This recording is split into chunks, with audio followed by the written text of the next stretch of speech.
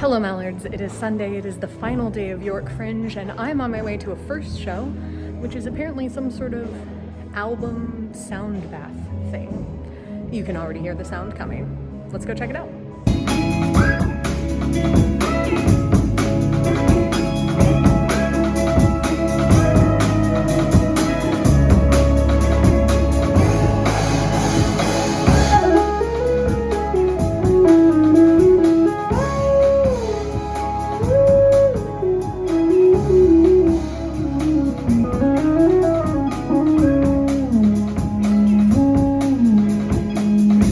I picked a different piece of strangely mechanical public art to stand in front of. So I went to see a show that was a live album by this group that also includes some visualizations. It was kind of like a lo-fi vibe and kind of just like a sound bath. It was very nice. It was very soothing.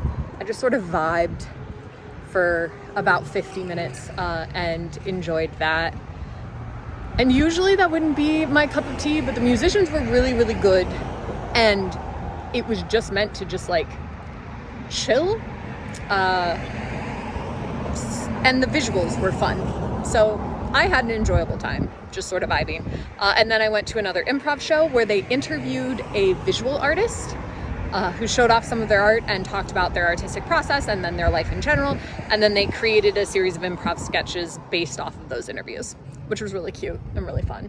And now I'm going to head to a play and then the murder mystery. So it is shaping up to be a fantastic final day here at York Fringe. The show I just saw, Perra Puta Loca Bruja, incredible. I loved it. I loved it. I loved it. I loved it. She's workshopping the piece, so it wasn't fully memorized. There were bits that were a little bit rough. Like as a presented show, it needs a lot of work, but when it gets that work, whew, damn, like I'm gonna keep my eye on this. I wanna see it again. When she starts touring Fringes, I'm going to find it. When she starts going places, I'm gonna find this show. It was so good. It like spoke to me on a bunch of different levels, and her storytelling is beautiful and her dancing is beautiful, and it was just so freaking good. I'm very glad I went. Now I gotta hurry to get to the other show. I just finished seeing the last show of York Fringe. Not just my last show, but literally the last show of the festival. This show closed it out.